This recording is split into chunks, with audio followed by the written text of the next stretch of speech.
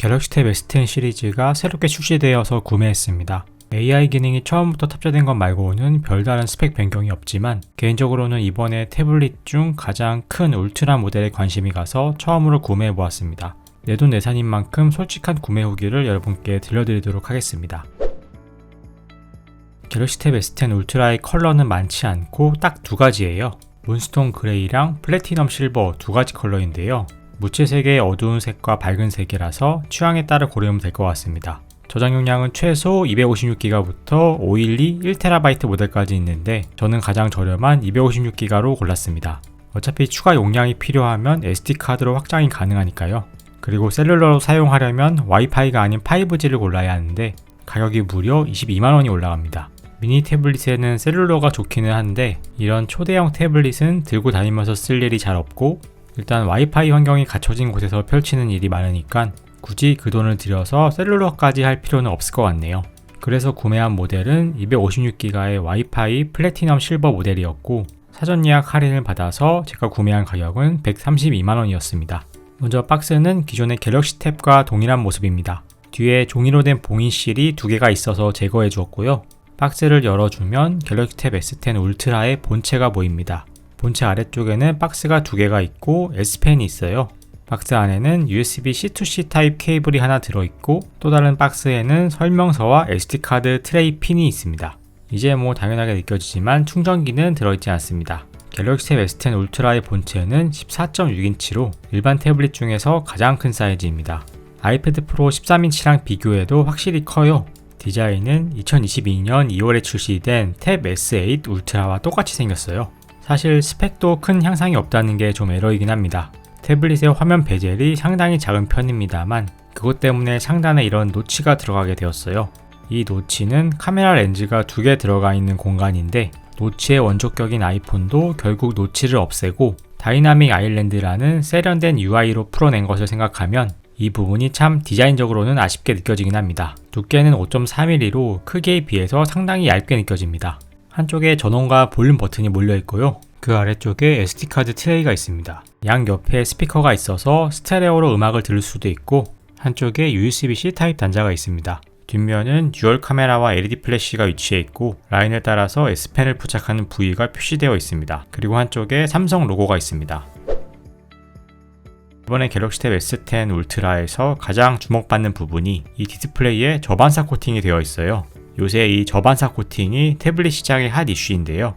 애플의 아이패드 프로에는 이 저반사 코팅을 아예 고급 기기의 옵션으로 넣어주었을 정도이고 최근 출시된 샤오신 패드 12.7의 신모델도 저반사 디스플레이 모델이 별도로 출시되었습니다. 그에 비해 갤럭시 탭 S10 울트라는 옵션 장사를 안하고 공평하게 기본 모델에도 넣어주었네요. 고맙다고 봐야 할지 모르겠지만 그 외에는 이번 시리즈에 딱히 업그레이드 된 게 없다 보니 이거라도 줘야 했지 않았나 싶습니다. 제가 써보니까 이 저반사 코팅이 좋기는 좋습니다. 저반사 필름을 씌운 것보다 화질 손해도 적으면서도 실제로 실내에 전등이 반사되어서 불편한 느낌이 상당히 줄어들었어요.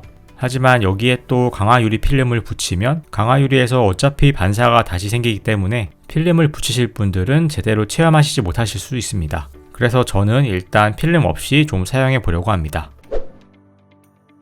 갤럭시 S10 울트라는 삼성 태블릿의 플래그십 모델인데 AP로 미디어텍의 디멘시티 9300 플러스를 썼어요. 원래 탭 S 시리즈에는 고성능의 퀄컴 스냅드래곤과 자사 제작인 삼성의 엑시노스를 번갈아 썼었는데 이번에는 대만 제조사인 미디어텍의 AP가 들어가서 많은 사람들이 이해하게 생각했습니다. 일단 퀄컴 스냅드래곤의 가격은 너무 올라가고 있고 삼성 엑시노스의 성능은 점점 떨어지다 보니 어쩔 수 없이 새로운 대안으로 미디어텍의 최고급 AP인 미디어텍 9300 플러스를 가져오게 된 것으로 생각됩니다. 미디어텍 9300이 얼마 전 갤럭시 폴드 6에 탑재된 최신의 스냅드래곤 8 젠3와 비슷한 급으로 평가받기 때문에 단순히 중저가 칩을 팔던 회사라고 폄하해서는 안 되지만 그래도 삼성 갤럭시의 플래그십이라는 상징성을 버리고 원가 절감과 타협한 느낌이라서 찜찜하게 느껴지긴 하더라고요. 그리고 10월 9일에 디멘시티 9300의 후속작인 9400이 바로 출시되었는데 갤럭시 탭 S10도 출시 시점에 최상급 AP를 탑재했다는 의미를 놓칠 수 없어서 디멘시티 9400 공개 전으로 출시 시기를 급하게 잡은 느낌이 있긴 합니다. 그 외 스펙으로는 12GB의 LPDDR5X 램을 탑재했고요. UFS 4.0 규격의 메모리를 탑재하는 등 최상의 스펙을 갖추었습니다. 14.6인치의 대화면임에도 최대 밝기 930니트라는 강력한 AMOLED 디스플레이 스펙도 보여줍니다. 배터리는 전작과 동일하게 11200mAh를 탑재하였고 최대 45W 고속 충전까지 지원하므로 충전 시간에 대한 스트레스는 없었습니다. 갤럭시 탭 S9부터 추가된 방수 방진도 그대로 IP68 등급을 받아서 화장실이나 샤워할 때도 걱정 없이 영상을 볼 수도 있겠네요. 카메라는 후면에 듀얼로 탑재되어 있으며 기본 카메라는 1300만 화소의 f2.0 조리개, 초광각 카메라는 800만 화소의 f2.2 조리개라서 중급 스마트폰 못지않은 성능을 자랑합니다. 울트라는 특이하게 전면 카메라도 듀얼로 탑재해서 기본 카메라는 1200만 화소 f2.2 조리개, 초광각 카메라는 1200만 화소 f2.4 조리개를 탑재했습니다. 이거는 사실 굳이 그럴 필요가 있었을까 하는 생각은 듭니다. 대부분의 사람들은 전면 카메라를 잘 사용하지 않고 이 듀얼 카메라 덕분에 상단에 노치가 더 생긴 걸 생각하면 간단하게 카메라 하나만 탑재하고 화면 몰입도를 더 키우는 게 어땠을까 하는 생각도 듭니다. 2024년부터 삼성이 밀고 있는 갤럭시 AI 역시 들어갔습니다. 최초로 갤럭시 AI가 먼저 탑재된 탭 시리즈라고는 하지만 기존의 탭 S9도 이미 AI 기능 업데이트가 되었기 때문에 새로워 보이지는 않아요. 그래도 메인으로 미는 기능이기 때문에 몇 가지 살펴보도록 하겠습니다. S펜과 잘 어울리는 이미지 위에 그림 그리기 기능이 있었고요. 대충 펜으로 그려도 멋진 일러스트로 바꿔주는 기능도 있어서 S펜을 더 재미있게 활용할 수 있을 것 같았습니다. 번역이나 요약 등 여러 온디바이스 AI 기능이 출시되고 있는데 저는 이런 이미지 관련 기능들이 제일 흥미롭게 보였고 실제로 일반 사람들도 많이 쓰게 될 것 같아요. 태블릿의 키보드는 선택이 아니고 필수라고 생각합니다. 때문에 제조사에서 내놓는 정품 키보드도 스펙으로 봐도 좋을 것 같은데요. 정품 키보드로 트랙패드가 있는 것과 없는 것 두 종류가 있는데 저는 어차피 트랙패드도 잘 안 쓰고 가벼운 게 좋아서 이 슬림 북커버를 골랐습니다. 이번에 AI 전용 키가 추가되어서 리뉴얼 되었는데 갤럭시 탭 S10 울트라와 탭 S9 울트라까지 호환이 되네요. 포장을 열면 부직포백으로 잘 쌓여져 있고요. 설명서 외에 별다른 구성품은 없었습니다. 울트라 사이즈에 맞춰서 크긴 하지만 가볍고 슬림해서 좋네요. 부착은 이렇게 뒷면을 자석으로 먼저 붙이고 아래쪽에 포고핀 부분을 끼워주면 됩니다. 각도를 조정할 수 없는 단점이 있지만 단단하고 책상 공간도 적게 차지해서 좋습니다. 이 슬림 키보드 북커버 케이스만의 무게는 460g이고 여기에 본체와 S펜을 더하면 1180g 정도가 됩니다. 14.6인치의 크기를 감안하면 괜찮은 무게라고 생각되네요. 그럼 갤럭시 탭 S10 울트라의 장점이 뭔지 정리해 볼게요. 일단 디스플레이 하나에 모든 걸 집중한 기기라고 생각이 됩니다. 애당초 태블릿이라는 개념 자체가 사실 화면이 커진 스마트폰이라는 점에서 돌이켜보면 화면 크기를 14.6인치로 거의 노트북 사이즈와 비슷하게 최대한으로 늘린 플래그십 태블릿이라는 점에서 의미가 있어요. 근데 그럴 거면 노트북을 쓰라고 할 수도 있지만 휴대성과 편의성에서는 태블릿의 폼팩터가 더 좋죠.